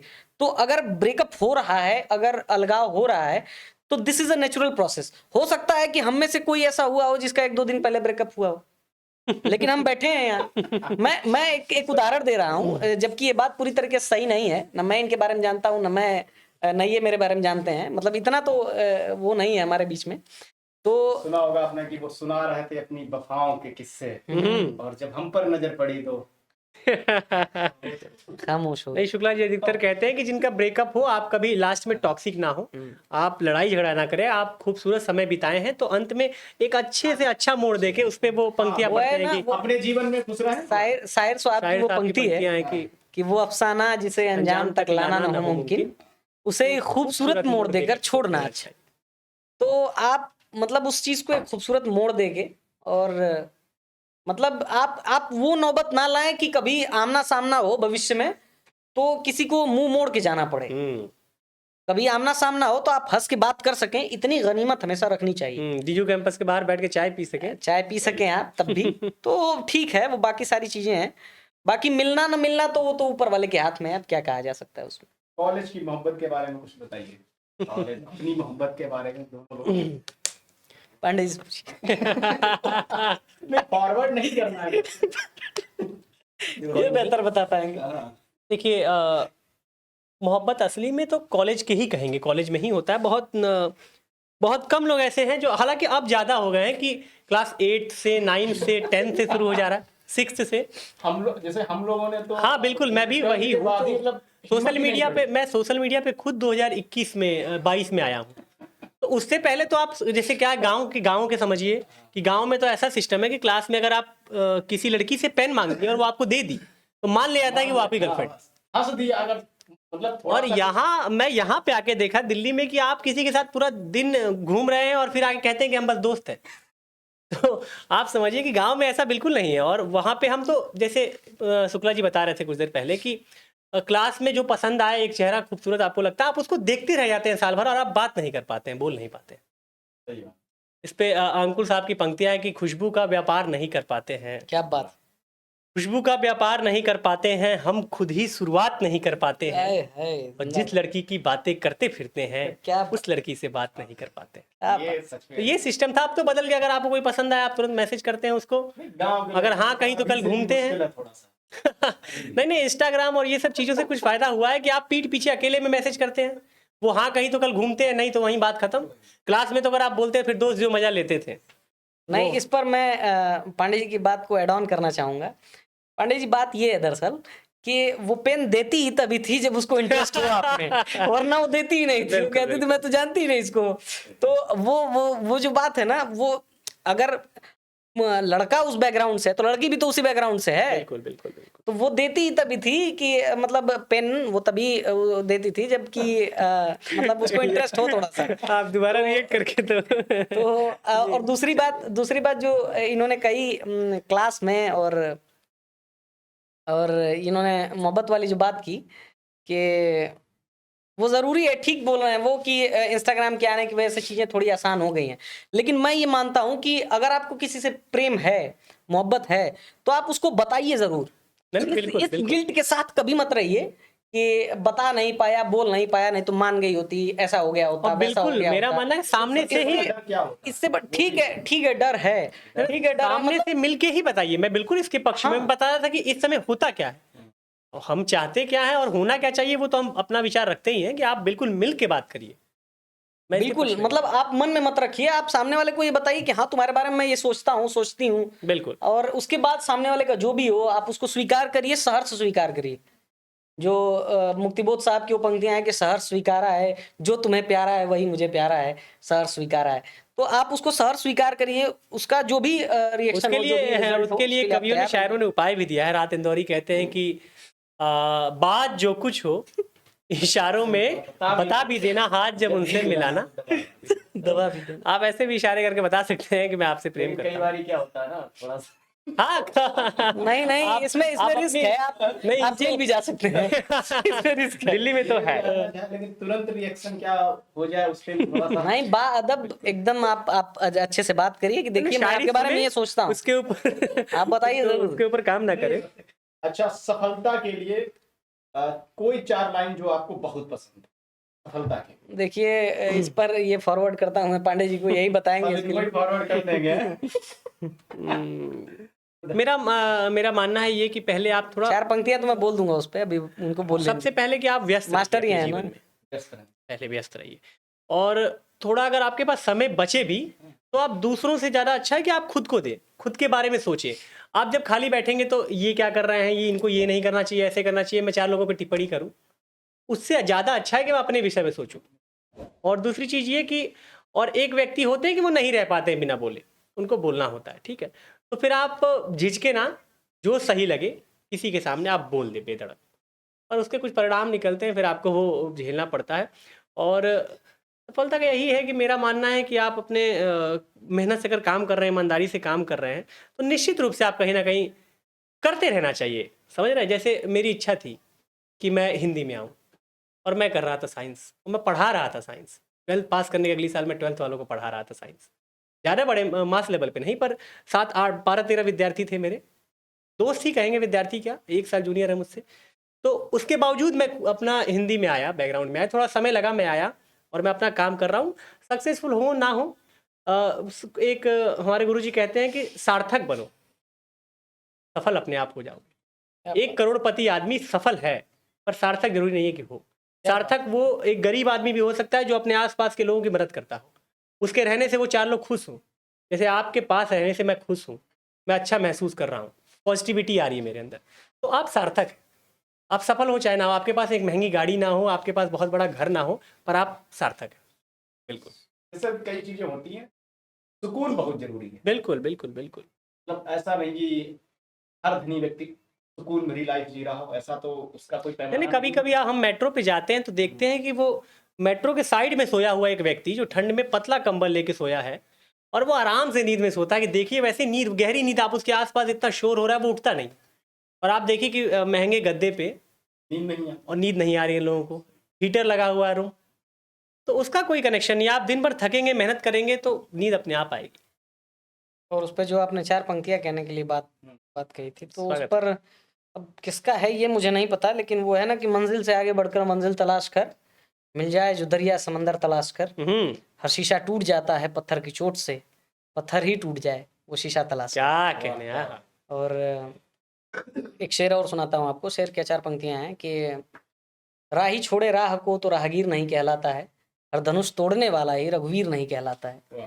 राही छोड़े राह को तो राहगीर नहीं कहलाता है, हर धनुष तोड़ने वाला ही रघुवीर नहीं कहलाता है। द्वंद्व हो अंतर मन का या युद्ध हो बाहर जीवन में, दोनों ही से भागने वाला वीर नहीं कहलाता। क्या तो ये आखिरी वाली पंक्ति मेरी थी, वो दूसरे 4 पंक्तियां लास्ट वाली मेरी थी। बढ़िया। थोड़ा सा जैसे डीयू का परिवेश, हम्म आप भी डीयू दोनों लोग डीयू में ही अध्ययनरत हैं, तो डीयू के परिवेश के बारे में कुछ बात, जैसे पटेल क्रिश्चियन कॉलोनी, हम्म थोड़ा सा बताइएगा। तो इनका तो ज़्यादा निजी अनुभव है, मैं तो थोड़ा डीयू से दूर रहता हूँ। इनकी तो एक बहुत खूबसूरत गीत भी है, इनका कविता भी है। ये उन गलियों से आते हैं रोज, तो उन गलियों में क्या क्या महसूस करते हैं देखते हैं, उसमें गीत भी लिखा है, कुछ पंक्ति आपको सुनाएंगे ये। मैं बोल पांडे जी दिया बोल रहे हैं, हूँ उसके बाद मैं सुना दूंगा। तो डीयू बहुत खूबसूरत जगह है, आप समझिए वो पूरा कैंपस ही खूबसूरत है। इनसे आए दिन बात होती रहती है, हम लोग तो मिलते हैं, तो ये कहते थे जैसे जेएनयू, इनकी बड़ी इच्छा थी जेएनयू का, मुझसे बताएं ये। हम साथ गए जेएनयू एक बार, कई दफ़ा हम लोग कवि लगभग सम्मेलनों में, लगभग बार हम साथ ही ऐसे गए। गोष्ठी एक आध में। दो छोड़ दिया जाए तो लगभग बार साथ। तो मैं इनको समझाया कि देखिए आज आप मुख्य अतिथि के रूप में आ रहे हैं, मतलब गेस्ट के रूप में आ रहे हैं, आप इससे अच्छा क्या चाहिए जहाँ आप आना चाहते थे पढ़ने। जबकि उसका बिल्कुल उसका हाँ, तो कवि के रूप में आपको बुलाया जा रहा है, आपको पोस्टर पे जगह दिया जा रहा है, और वहाँ के हिंदी विभाग के अध्यक्ष आपको इतना मानती हैं, भाषा विभाग के अध्यक्ष। तो डीयू में ये भी कहते हैं कि यहाँ कॉलेजेस जब हम देखते हैं, जैसे हम जिस कॉलेज से पढ़ के आए, ये जिस कॉलेज से आए, और यहाँ के कॉलेज में बहुत अंतर है। वो कॉलेजेस में माहौल तो है, आप कुछ भी करना चाहिए। महाविद्यालय और डीयू जैसे हम दिल्ली में, क्या मुख्य अंतर आप पाते हैं? जमीन आसमान का अंतर है ये तो। वहाँ क्या है कि जैसे वहाँ एक डिग्री कंप्लीट करनी, समझ रहे हैं, आपको डिग्री चाहिए वहाँ। वहाँ पढ़ना नहीं है, या सबको पढ़ना नहीं है। वहाँ ये है कि कुछ तो करना ही है, बीए कर लो, इस कॉलेज से बीए कर लो, यहाँ नज़दीक से बीए कर लो, बहुत ज़्यादा। बिल्कुल। मैं एक बात और इसमें जोड़ूंगा पांडे जी की बात में कि जो मूलभूत अंतर है वो सबसे बड़ा ये है कि अब जैसे मैं मास्टर्स का विद्यार्थी हूँ, मैं आपके साथ इस पॉडकास्ट में बैठा हूँ, ये छोटी बात नहीं है। और पांडे जी बैठे हैं, ये गाजीपुर से हैं, मैं मऊ से हूँ। हम गांव से निकल के और दिल्ली विश्वविद्यालय आए, तब जाके हमें अपॉर्चुनिटी मिली कि हम यहाँ बैठे हैं। बिल्कुल। और हमारे साथ के कई दोस्त शॉर्ट फिल्म बनाते हैं। मतलब एक बंदा हमारे साथ का शॉर्ट फिल्म बनाता है, एक यूपीएससी की तैयारी करता है, एक नेट जेआरएफ में का वो करता है, एक लेखक जो जो जो हमारे साथ के भैया लोग बैठते हैं उसमें आधे जेआरएफ वाले हैं, आधे पीआई असिस्टेंट प्रोफेसर हैं, आधे उसमें से मतलब कोई पॉलिटिकल विश्लेषक है, कोई कुछ है, कोई कुछ है। आप डाइवर्सिटी, एक मैं बोलूं दिल्ली विश्वविद्यालय इज अ मिनी इंडिया। ये मिनी इंडिया है। अभी मैं लाइब्रेरी में बैठा था तो केरल के एक दोस्त से मेरी मुलाकात हुई, कुछ कृष्णा नाम था उनका, मतलब अभी वो मुलाकात हुई तो कहा कि hey I am Krishna, who are you, तो मैं कहा आई एम प्रखर अरविंद शुक्ला। तो फिर धीरे धीरे ऐसे ही, तो अब सोचिए केरला के व्यक्ति से इलाहाबाद विश्वविद्यालय मुलाकात नहीं हुई कभी मेरी। और आप चाहते हैं कि जो जो गांव गिराव का है, इलाहाबाद विश्वविद्यालय का तो एक अपना तब भी एक स्थान है, एक स्तर है। गांव के विश्वविद्यालय में कैसे मुलाकात हो पाएगी? विश्वविद्यालय गांव के कॉलेज में कैसे, महाविद्यालय में कैसे मुलाकात होगी? अब पूर्वांचल विश्वविद्यालय में, चाहे हमारे जिले में डीसीएस के पीजी कॉलेज, उसमें कहाँ से केरला के बच्चे से, राजस्थान का, हमारे साथ में पढ़ने वाले आशुतोष शर्मा अस्क भिंड मुरैना चंबल के हैं, पांडे जी गाजीपुर के हैं, मैं मऊ का हूँ, मेरा दोस्त राकेश राजस्थान से है। ऐसे ही कर करके कोई अरुण यादव जो गामर के हैं, अर्चना यादव जो है आजमगढ़ की हैं, मानसी चौधरी जो है वो बिहार की हैं, नीतीश भाई हमारे बिहार के हैं, मयंक कन्हैया बिहार के, जितने लोग हैं सारे, कोई बिहार से, कोई कहीं से, लगभग मतलब कवर किया हुआ है हमने, लगभग हर स्टेट के किसी ना किसी को हम जानते जरूर हैं। तो ये सारी चीजें, बिल्कुल, यहाँ डाइवर्सिटी बहुत बड़ी है, विविधता बहुत है दिल्ली जैसे हो सकता है कि हमसे अच्छा लिखने पढ़ने वाले लोग बहुत मौजूद हैं, हमारे गांव में ही होंगे, पर उनको ये मौका नहीं मिल पाता है। मौके की बात एक चीज है, जैसे गांव में क्या, जैसे हर जगह, अच्छा जो गांव के छात्र हैं और शहर के जो छात्र, क्या आप मेजर डिफरेंस क्या है इसमें, मतलब मुख्य अंतर आप? जी बिल्कुल, मेरा मानना है कि यहाँ मेहनत बहुत कर रहे हैं लोग, मेहनत बहुत कर रहे हैं और अपने में ज़्यादा व्यस्त हैं, ये मैं देखता हूँ। जैसे आप, हाँ बिल्कुल, वो अपने पे, क्रिएटिव चीज़ों पे, जैसे हम गांव में उतना क्रिएटिव नहीं सोच पाते, और सोचते भी हैं तो चार लोग तुरंत नकारात्मक लोग मिल जाते हैं कि ये ऐसा मत करो, ये क्या करो, कोई फ़ायदा नहीं है इसका, वो तुरंत। जैसे अब आप समझिए कि मेरा मन है फोटोग्राफर बनने का, तो मेरे बुआ का लड़का, मौसी का लड़का ये गया था फोटोग्राफर बनने, वो नहीं बन पाया, उससे कैसे सिद्ध होता है कि मैं भी नहीं बन पाऊंगा? तो गांव में तुरंत कहा जाता है कि अरे वो गया था वो भी कुछ नहीं हुआ, सब क्या टाइम पास कर रहे हो, पढ़ो। वहाँ क्या है, जैसे हमारे यहाँ डिफेंस को बहुत महत्व दिया जाता है। गाजीपुर तो वीरों की धरती, और ये डिफेंस में हमारे यहाँ एक गांव है गहमर, मेरे नज़दीक में है, वहाँ से हर एक घर का एक व्यक्ति आर्मी में है, आप सोचिए। जौनपुर पूर्वांचल में, हाँ जौनपुर तो खैर मेनली पूर्वांचल में 4 ही जगह आती हैं, उसमें मऊ, बलिया, आजमगढ़ और गाजीपुर। खैर बाकी सब तो मिर्जापुर वेब सीरीज बनने के बाद सारे सब आजकल तो हर कोई पूर्वांचल में वो होना चाहता है। खैर आपके थोड़ा दोस्ती क्या है, दोस्ती के बारे में आपके विचार जानना चाहूँ, क्या मतलब दोस्ती की कुछ पैमाने होते हैं क्या, इस तरीके से कुछ? पहली बात ये कि इस सवाल के लिए मैं बाबू आपको बहुत बहुत धन्यवाद देता हूँ। हाँ। ये बहुत गहरा सवाल। दोस्ती परिवार के बाद अगर इस दुनिया का सबसे बड़ा कोई रिश्ता है तो मित्रता का है। बिल्कुल। और मैं एक चीज बता रहा हूं कि मित्रता वो है कि आप सामने कम निभाते हैं, पीठ पीछे ज्यादा निभाते हैं उसको। मतलब कि जब जब मेरी अनुपस्थिति होती है या पांडे जी की अनुपस्थिति होती है या कोई भी, मैं एक XYZ किसी की भी बात ले लूं, तो आप अनुपस्थिति में उसके नाम को कितना बचा पा रहे हैं, उसके नाम के लिए लड़ पा रहे हैं कि नहीं लड़ पा रहे हैं, ये मित्रता होती है। मुंह पे तो जैसे लड़के और लड़कियों की मित्रता में यही डिफरेंस होता है कि लड़का मुंह पे गालियां देता है, अरे यार तुम क्या ये वो और पीठ पीछे उसको डिफेंड करता है, और लड़कियां मुंह पे अच्छी बातें करेंगी और पीठ पीछे उसको, दोस्त गलत हुआ या अकेले में जाके हाँ हाँ, वो अकेले में ही समझाएंगे उसको, वो गलत करे या सही करे प्रथम दृष्टिया। अब मैं वही है और कि दोस्त भी है तो सोचना क्या, हाँ हाँ, वही आप बात है सोचने कि लग गए आप, तो वहाँ फिर चीजें। और एक बात समझ लीजिए कि मतलब बुद्धि का प्रयोग, मैं ये मानता हूं कि बुद्धि का प्रयोग आदमी को परिवार, प्रेम और मित्रता, इसके अलावा हर जगह करना चाहिए। कहीं कहीं बुद्धि का प्रयोग नहीं, कहीं कहीं हृदय का प्रयोग भी करना चाहिए। तो परिवार, मित्रता मित्रता में और बहुत प्रेम, ज्यादा बुद्धि लगाना जो है, बुद्धि लगानी ही नहीं चाहिए उसमें, उसमें बुद्धि लगाना ही क्यों है, मैं ये नहीं समझ पा रहा। वही चीजें जो मित्रता को ऐसे भी समझिए कि जो आपको सबसे पहले सबसे अधिक परेशान कर दे वो मित्र है, अरे और उसके बाद जब आपके परेशानी में जो सबसे पहले आ जाए सही बात। वो भी मित्र है। मित्रता पे है, मैं 4 पंक्ति मजाक में लिखा था मैंने। एक दोस्त है, मजाक करते हैं हम लोग रहते हैं, तो उस पे लिखा था कि मुझको मेरे आँख का तारा लगता है। क्या बात है, सुनिएगा पंक्ति दोस्ती पे, कि मुझको मेरे आँख का तारा लगता है, मुझको मीठा सबको खारा लगता है। क्या बात, मुझको मेरे आँख का तारा लगता है, मुझको मीठा सबको खारा लगता है, क्या बात। और कैसे मान लूं मेरे दोस्त की गलती है, क्या बात, अपना बेटा सबको प्यारा लगता है। अपना बेटा सबको प्यारा लगता है, यही बात है। अरे ये दोस्ती में हम लोग बहुत कहते बहुत रहते हैं। बहुत अद्भुत लेखक हैं, बहुत अद्भुत व्यक्ति हैं, मेरे बहुत अच्छे मित्र हैं। और समझ लिए दिल्ली विश्वविद्यालय में सबसे नजदीक अगर कोई है मेरे तो शुभम पांडे, ये सब जानते हैं, पूरा विभाग जानता है। आप किसी से पूछ लेंगे तो वो पांडे और शुक्ला का नाम एक ही साथ लेते हैं। तो ये सौभाग्य है। मिलना हुआ पहली बार। हाँ, तो वही बात है। जब मुझे याद है कि अभी रिसेंट में एक थोड़ा सा मामला हो गया था छोटा, तो मैं उस रूम से बाहर निकलने के बाद पहला फोन मुझे मैंने किसी को किया तो शुभम पांडे को किया। और जिसको आप पहला फोन करते हैं ना, कोई जिसके मन में पहला ख्याल आता है कि ये 4 सवाल नहीं पूछेगा कि तुम क्यों बुला रहे हो, तो वो बात है। मैंने सीधा बोला आइए, और ये सिविल लाइन मेट्रो स्टेशन से थे, तुरंत वापस आए। बस सबसे बड़ा फायदा डीयू में यही है आके कि आप ऐसे दोस्त कमाते हैं, आप एक परिवार कमाते हैं, और वो जो बनता है ना एनर्जी, जब कई एनर्जियां मिलती है ना, तो फिर जो बनता है वो भविष्य में अब देखिए आप। सही बात है, मतलब दोस्ती का अलग कुछ ऐसे मतलब तय नहीं कर सकते कि क्या है, मानक और ज्यादा है। बुद्धि लगाना भी। जैसे प्रेम, दोस्ती, इसके अनेकों परिभाषाएं आती रहेंगी, फिर भी उसमें बंध नहीं पाएगा ये परिधि में। अच्छा, कहा जाता है कि पुराने लोग जो थे हम्म। बहुत ज्यादा मेहनती, किस तरीके से लेंगे, परिवार भी बड़ा होता था, परिवार छोटा होता, आप आज देख रहे हो कि किस तरीके की नई नई चीजें आ रही हैं, परिवार भी छोटा होता जा रहा है। पहले एक एक घर में मतलब 10-10 भाई, जी 8-8 भाई, या एक एक परिवार में मतलब जो भाई बहन 12-13, इस तरीके से। हालांकि ये उस चीज में मत लीजिए।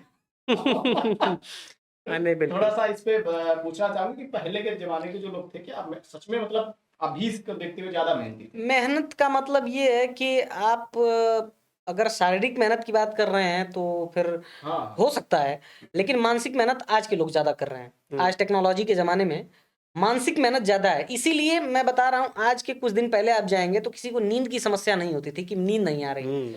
आज के समय की सबसे बड़ी बात, सब कुछ तो कमा लिया, नींद गवा बैठा है आदमी। तो अगर आप मेहनत की बात कर रहे हैं तो शारीरिक मेहनत हो सकता है, पहले थी, और वो भी इसलिए थी क्योंकि टेक्नोलॉजी उतनी नहीं थी।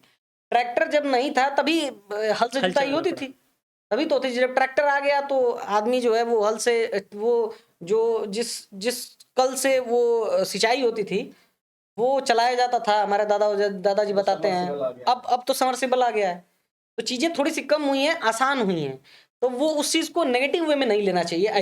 इसमें मैं एक चीज ऐड ऑन करना चाहूंगा कि जैसे टेक्नोलॉजी बहुत ज़्यादा अति भी मुझे उतना पसंद नहीं है कि आप एक बैलेंस होकर चलना चाहिए। बैलेंस होके चलिए। जैसे मैं देखता हूँ कि अगर आप शरीर से बिल्कुल फिट हैं तो एक्सकलेटर लिफ्ट भी है, बगल में एक्सकलेटर भी है, दोनों की आवश्यकता मुझे नहीं दिखाई देती उतनी। अगर आप चल सकते हैं तो आप सीढ़ियों से चलें, नहीं चल सकते लिफ्ट से जाएं। बुजुर्गों के लिए लिफ्ट बना है तो इतना। जैसे सोशल मीडिया आजकल बहुत ज्यादा इंगेज लोग हो रहे हैं, बहुत ज्यादा यूज कर रहे हैं, तो युवाओं में इस पे और खासकर जो हमारा भविष्य युवा ही है, क्या इम्पैक्ट पड़ रहा है? छोटे छोटे बच्चे इंस्टा पे आईडी, एफबी पे आईडी, बहुत ज्यादा मतलब चीजों को यूज कर रहे हैं, तो क्या इसका इम्पैक्ट पड़ेगा? क्या मतलब चीजें हेल्थ के लिए, उनके भविष्य के लिए किस तरीके से देखिए हम रील्स बना रहे हैं? हम लोग जिस जनरेशन से हैं, हाँ। पांडे जी, मैं, आप या जो भी हैं, हमारे जनरेशन के जितने भी ग्रेजुएशन लोग, नहीं आया। हाँ मतलब नहीं, मैं ये कह रहा हूँ जो हमारी जनरेशन के लोग हैं, मतलब जिस पोस्ट 2000 वाले, और अभी मतलब कोविड के पहले और कोविड के बाद वाला जो जनरेशन है ना, जस्ट थोड़ा बहुत ऊपर नीचे वाला, जिसने 12th थोड़ा सा पहले किया है, थोड़ा सा बाद किया है, वो वाली जनरेशन की मैं बात कर रहा हूँ। और इवन सबसे ज्यादा 2016 के बाद जब यहाँ टेक रेवोल्यूशन आता है इंडिया में, उसके पहले हमारे में से किसी के पास मोबाइल नहीं थी, किसी के पास ना मोबाइल थी, ना सोशल मीडिया अकाउंट था, ना कुछ था। मैं सही बताऊं अपनी बात, दिन भर मैं क्रिकेट खेलता था। दिन भर क्रिकेट हमारे घर वाले भी कहते थे कि मतलब, पर थोड़ा बहुत मतलब घर वाले में मम्मी पापा कहते चलो ठीक है, कुछ तो कर रहा है, खेल तो रहा है ना, मोबाइल वोबाइल लेके तो व्यस्त नहीं है। तो आज के लोगों के की सबसे बड़ी समस्या ये है कि वो बाहर नहीं जाते हैं। हमारी जनरेशन के बाद वाली पीढ़ी जो है, वो इंस्टाग्राम पे, उनकी दोस्ती भी इंस्टाग्राम पे है कि उसने मेंशन कर दिया, उसने कमेंट कर दिया, उसने लाइक कर दिया। हमारी दोस्ती ये थी कि हम क्रिकेट खेलेंगे दिन भर, और उससे, और मैं चीजें बता रहा हूँ कि पढ़ने से ज्यादा मानसिक विकास और जो प्रेशर हैंडल करने वाली बात होती है ना, वो आप खेलते हैं तो उससे डेवलप होता है। जब एक ओवर में 18 रन चाहिए होते हैं, तब आपको डिसाइड करना होता है कि कहाँ खेलूं, कैसे खेलूं, कैसे मैच जितवाऊं। वो प्रेशर और वो हैंडल करने की कैपेसिटी, ये दोनों चीजें वो पिच पे डेवलप होती हैं, और कहीं आप उस चीज को डेवलप नहीं कर सकते हैं। क्रिकेट की बात की, हाँ जी। कौन फेवरेट क्रिकेटर है? अगर सही बोलूं, ऑल टाइम तेंदुलकर जी। बिल्कुल। हाँ जी, बिल्कुल तेंदुलकर जी बहुत मतलब फेवरेट रहे हैं, और बचपन से ही तेंदुलकर बनने का वो था, लेकिन खैर वही है ना, वो अफसाना जिसे अंजाम तक लाना न हो मुमकिन, उसे एक खूबसूरत मोड़ देकर छोड़ना अभी अच्छा है। अगर अभी So- से पूछता हूं कि वर्तमान में जी, कौन? रोहित शर्मा। सोशल मीडिया के बारे में मैं ये कहना चाहूँगा, देखिए कोई भी चीज़ के दो पक्ष होते हैं, ठीक, सकारात्मक और नकारात्मक। पर अगर दोनों में से कोई एक पलड़ा भारी है तो उसकी ओर देखना चाहिए। जैसे कलाकारों के लिए सोशल मीडिया बहुत उपयोगी है।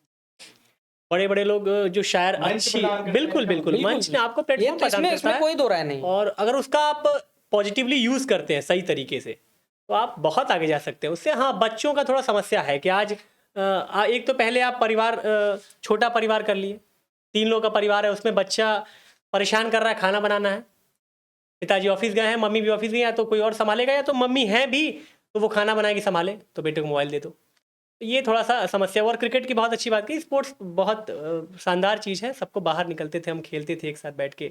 नहीं, मैं अपने आप को खुशनसीब मानता हूँ कि हम उस दौर के कोरोना से पहले पहले के वाले। हैं कि मतलब हमारा समय उस मैदान में ज्यादा गुजरा है, और हमने मतलब धूप में खेल खेल के, और वो जो पसीना बहाए, वो मुझे रत्ती भर रिग्रेट नहीं है कि हम मैसेज नहीं कर पाए, हमारी बात नहीं हो पाई, वरना वो फलानी मान जाती, ढिमाकी मान जाती, वो वाली वो ठीक। उससे बढ़िया है कि हम मतलब क्रिकेट खेले हैं, हम खुश हैं, वॉलीबॉल फुटबॉल खेले हैं, बिल्कुल बिल्कुल। वो वाली हमारे ज्यादा। अच्छा, परिवार की बात करेंगे। हाँ जी। हमारे परिवार में एक बात करें से बहन, हम्म।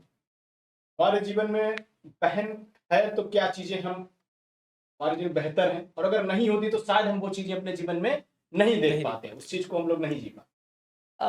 मैं इस पर अगर बोलूं तो मतलब हम तो भाग्यशाली हैं कि 3 बहनें हैं मेरी।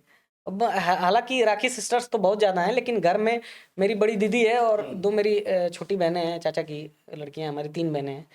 तो वो बहन को कहते हैं ना कि वो दूसरी माँ होती है, और भाई जो होता है वो पिता समान होता है, बड़ा भाई, अगर बड़ा भाई है हाँ, तो बिल्कुल। वो घर का पिलर होता है, वो जिसके ऊपर पूरा घर छत, पिताजी छत हैं तो भाई पिलर है उस घर का। तो बहनें माँ होती हैं दूसरी। अब जैसे मेरी बड़ी बहन है तो वो मुझे डांटती रहती है हमेशा कि वो पढ़ते नहीं, ये है वो है, और छोटी बहन है वो भी डांटती रहती है सर कि कि किसी लड़की वड़की के चक्कर मत पड़ना, ये सब बातें वो सब भी डांटती रहती है कि तुम यहाँ जाते हो, वहां जाते हो, इस मंच में जाते हो।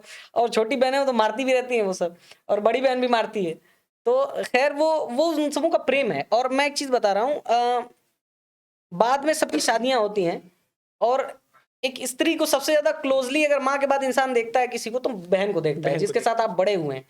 तो अगर जिसकी बहनें नहीं है ना, वो, मुझे लगता है ऐसा, वो आई मे बी रॉन्ग, बट मुझे ऐसा लगता है कि शायद वो संवेदना को समझ नहीं पाएगा उतने बिल्कुल। अच्छे से। और जैसे कहते हैं ना कि हमारे पूर्वांचल में, पूर्वोत्तर में एक कहावत है कि जिसकी बेटियां नहीं होती हैं उनको स्वर्ग नहीं मिलता है। तो उसके लिए तो दूसरा वही चीज है। मजाक से बहन अगर आपके हैं तो एक चीज आप सीख पाते हो, हम्म। समाज में जो बहन बेटियां हैं उनका सम्मान कैसे करें। बिल्कुल ये बिल्कुल बिल्कुल बिल्कुल बिल्कुल है, बिल्कुल वही मैं कह रहा हूँ ना, उस संवेदना के साथ आप जुड़ नहीं पाते हैं। जैसे जो है वो बहन हो, चाहे वो बेटी के रूप में, जैसे आप निराला जी की आप वो रचना पढ़ेंगे, सरोज सरोज स्मृति, स्मृति। जो सरोज के मरने के बाद निराला जी ने लिखी थी। और उसमें कुछ पंक्तियां हैं, मैं आपको सुनाता हूँ कि वो कहते हैं कि जीवित कविते शतशत जर्जर, छोड़कर पिता को पृथ्वी पर, तू गई स्वर्ग का यह विचार, जब पिता करेंगे मार्ग पार, यह अक्षम अति तब मैं सक्षम, तारूंगी कर गया दुस्तरतम। अब इसका मतलब थोड़ा सा मैं बता देता हूँ। वो कहते हैं कि जीवित कविते शतशत जर्जर, उनको कहते हैं तुम जीवित कविता हो। हाँ जो बेटियां हैं, जो बहनें हैं, वो जीवित कविता हैं, वो कभी मर नहीं सकती है, अमर है वो। तो जीवित कविते शतशत जर्जर, छोड़कर पिता को पृथ्वी पर, इस पृथ्वी पर इस पिता को छोड़ के तुम गई हो, तुम गई स्वर्ग क्या यह विचार, जब पिता करेंगे मार्ग पार, जब वैतरणी पार करूंगा मैं, हमारे यहाँ हिंदू धर्म में एक वैतरणी पार करने का कॉन्सेप्ट है। तो क्या तुम गई हो कि तुम पहले चली गई हो कि हाथ पकड़ के खींच के मुझे वो क्या करो, कहने। हाँ ये भाव है उस व्यक्ति का। तो ऐसे एग्जाम्पल सेट करने वाले हैं। चाहे आप राम की शक्ति पूजा पढ़ेंगे तो उसमें भी इसी तरह की सारी चीजें आती हैं। तो नहीं बिल्कुल बहुत सारे बिल्कुल, बहुत बहन सारे और रोल हैं। बहनें बहुत आवश्यक है। उत्साह है, आप समझते हैं, मेरे घर में अगर कोई कार्यक्रम होने वाला है, सालगिरह मनने वाला है, बर्थडे मनने वाला है, तो सबसे अधिक उत्साहित बहनें रहती हैं। शादी हो, कुछ भी हो, वो माहौल जो है ना, वो खुशनुमा माहौल जो है, वो बहनों की वजह से है, वो बेटियों की वजह से। बिल्कुल। तीन बहनें आपने बताई, आपकी जी, तीन बहनें, बिल्कुल। तो तीन बहनें सबसे ज्यादा कौन क्लोज है अगर बात करें? वैसे तीनों बहनें होंगी, लेकिन फिर भी मैं देखिए, आप क्या चाहते हैं, मैं घर ना जाऊं? नहीं, फिर भी जैसे अब घुसना नहीं माफी मिलेगा। मांगे, और क्या, बाकी माफी मांग सकते हैं। रक्षाबंधन पे पिटवाएंगे आप। बाकी दोनों तो बाल नोच लेंगी मेरा। सर, मैं इस सवाल के जवाब देने लायक नहीं हूँ। मैं आप माफी मांगता हूँ नहीं, मैं अभी से। मैं तीनों की तीनों जो है मुझे नहीं छोड़ेंगी वो। पांडे जी शायद इस बात का जवाब दे पाए। बहनें प्यारी ही होती है। मेरे तो 4 हैं, 2 बड़ी 2 छोटी।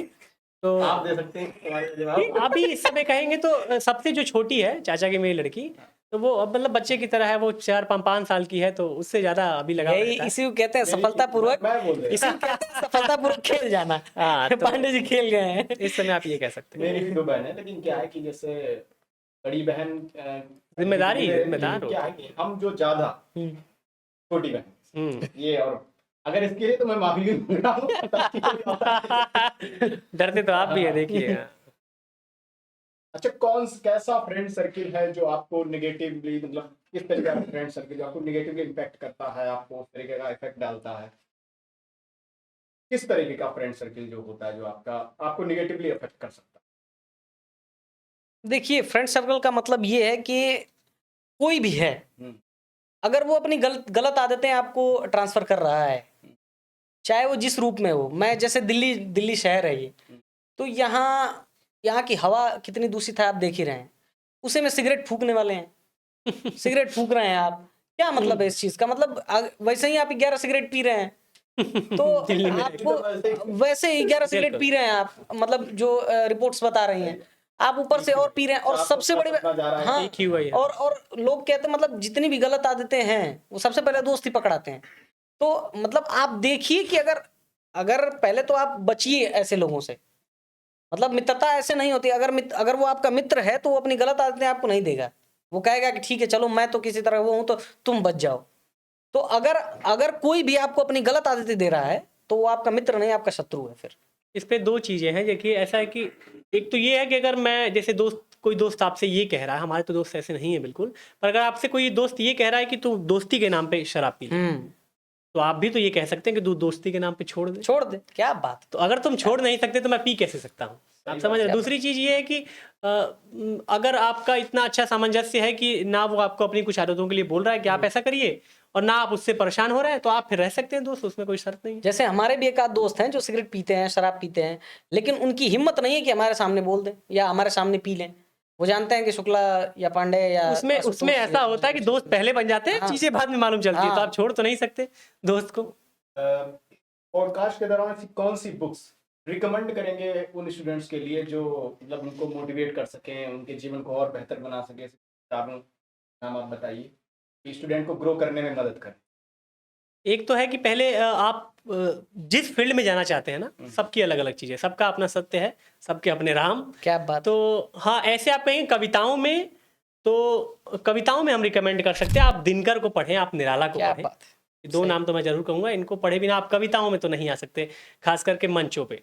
और बच्चन जी को पढ़े, हरिवंश राय बच्चन जी को। बाकी शुक्ला जी बताएंगे कुछ किताब। मतलब अगर ज्ञान वाला। स्पेसिफिक नाम लिया जाए तो सही बात है कि आपको सबसे पहले आपको मतलब जो भी नॉर्मल स्टूडेंट हो, साइंस का हो, इंजीनियरिंग का हो, किसी भी बैकग्राउंड से हो, उसको सबसे पहले वो रश्मि रथी पढ़े। सबसे आसान और सबसे बेहतरीन और direct attractive plus knowledgeable everything. अगर सब कुछ आपको एक पैकेट में चाहिए तो आप रश्मि रथी रश्मि उठाइए। रथी पढ़े, बिल्कुल। आप रश्मि रथी पढ़िए। आपको कर्ण का वो सब, वो जो 7 सर्ग हैं उसके, वो जब वो आता है निकल के, वो जिसके बारे में कहा जाता है कि जिसके पिता सूर्य कुमार सूर्य थे, माता कुंती सती कुमारी, उसका पलना हुआ धार पर बहती हुई पिटारी। तो वैसी वैसी चीजें, चाहे आप उसका तीसरा सर्ग पढ़े आप, चाहे इवन सातों के सातों सर्ग, वो एक से बढ़कर एक है, वो जरूर पढ़नी चाहिए। फिर निराला भी जरूर पढ़नी चाहिए। और मैं एक एक एक वो जरूर करूंगा, राम की शक्ति पूजा।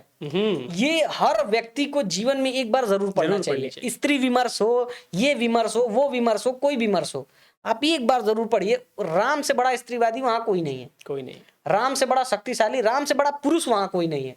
जो जिसके वो कहते हैं, एक जगह उसमें पंक्ति है कि स्थिर राघवेंद्र को हिला रहा फिर संशय, रह रह उठ रहा जग जीवन में रावण जय भय, जो नहीं हुआ आज तक हृदय रिपुदम में श्रांत, एक भी अयुत लक्ष्य को हो रहा जो दुराक्रांत, कल लड़ने को हो रहा विकल्प बार बार, असमर्थ मानता मन उद्धत हो हार हार।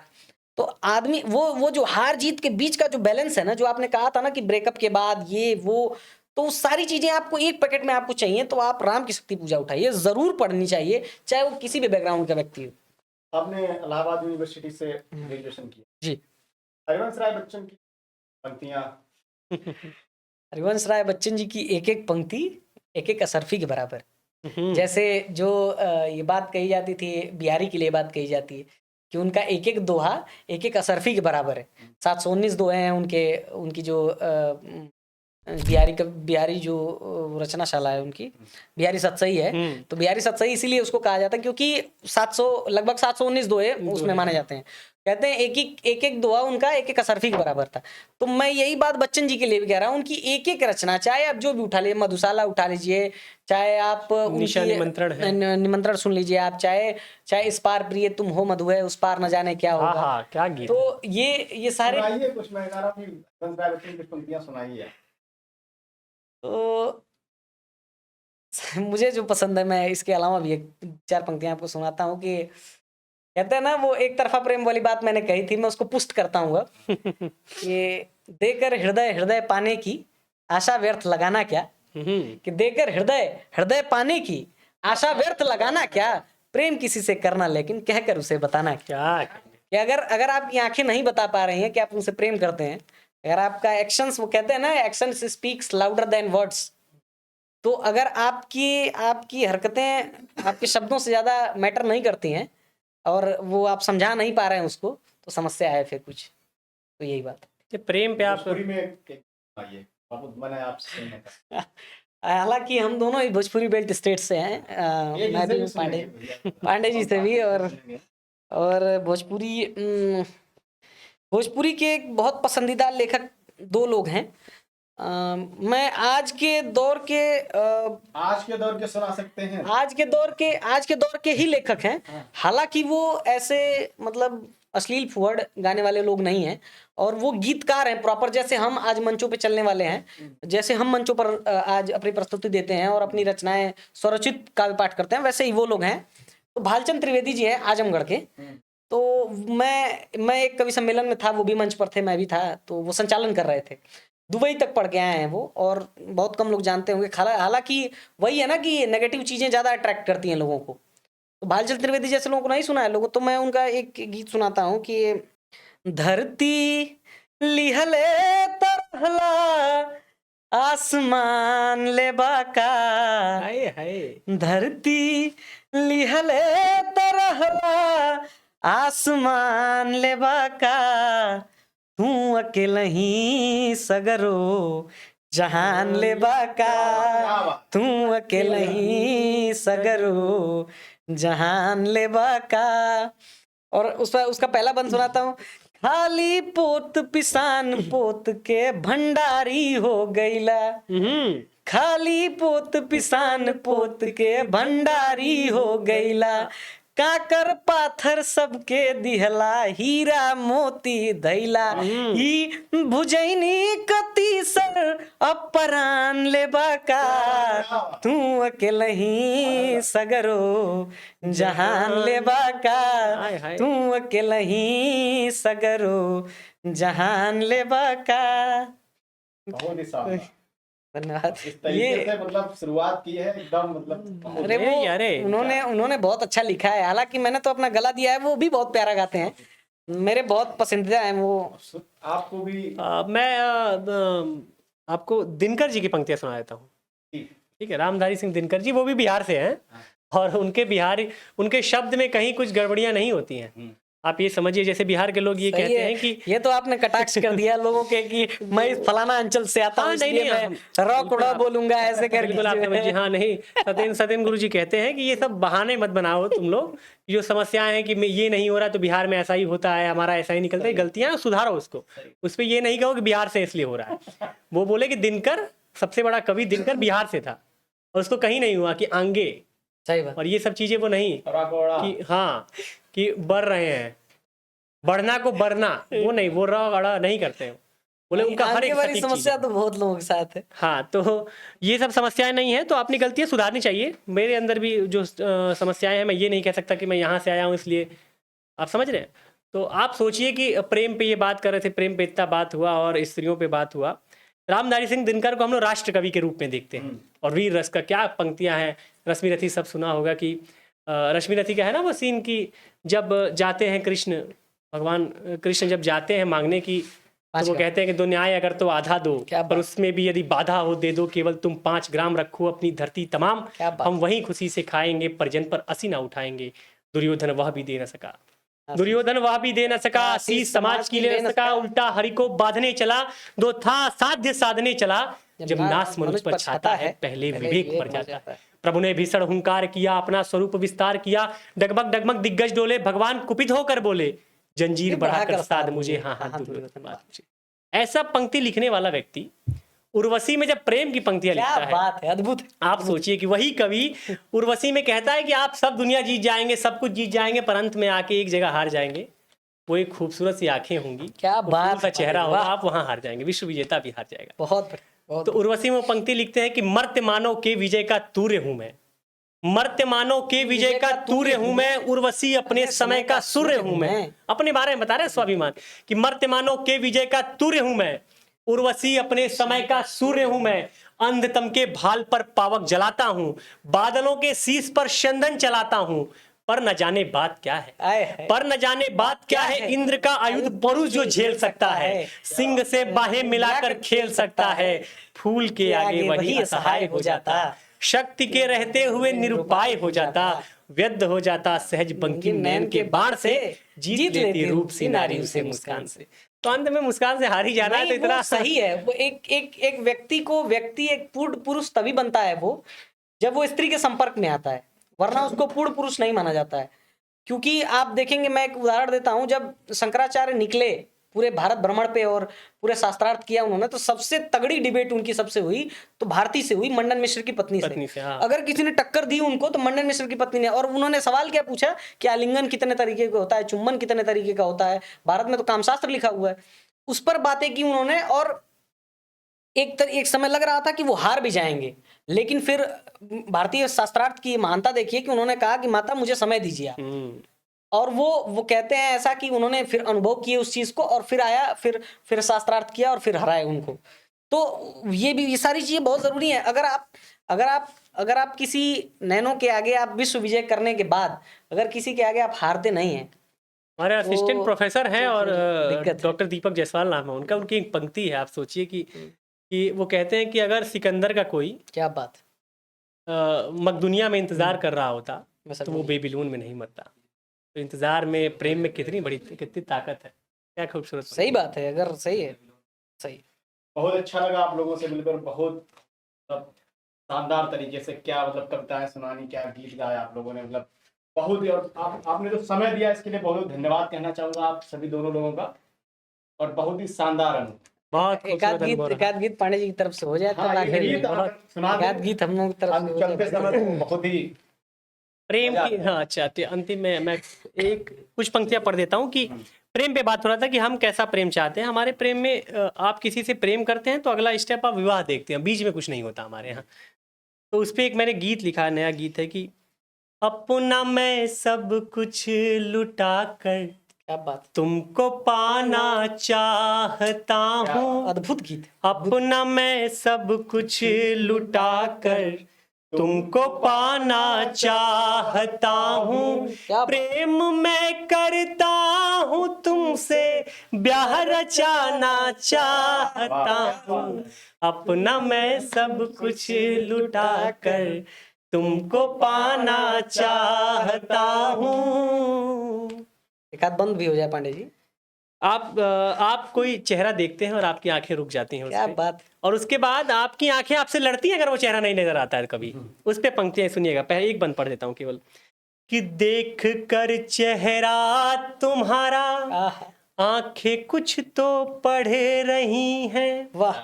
देख कर चेहरा तुम्हारा आंखें कुछ तो पढ़े रही हैं। जिस भी दिन तुम ना दिखो ये आहा, आंखें मुझसे लड़े रही हैं। अद्भुत है। जिस भी दिन तुम ना दिखो ये आंखें मुझसे लड़े रही हैं।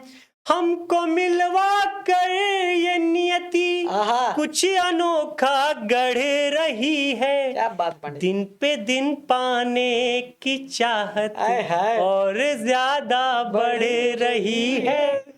दिन पे दिन पाने की चाहत और ज्यादा बढ़ रही है। पाके तुमको मैं ये बेचैनी घटाना चाहता हूँ। जिंदाबाद। प्रेम मैं करता हूँ तुमसे, ब्याह रचाना चाहता हूँ। अपना मैं सब कुछ लुटा कर तुमको पाना चाहता हूँ। बहुत धन्यवाद। बहुत अच्छा लगा, मतलब आपकी कविताएं सुनकर, गीत सुनकर, और जो विचार आपने रखे। बहुत धन्यवाद अपना समय देने के लिए, और बहुत जल्द मिलेंगे हम लोग दोबारा। बिल्कुल, बहुत मजा आया।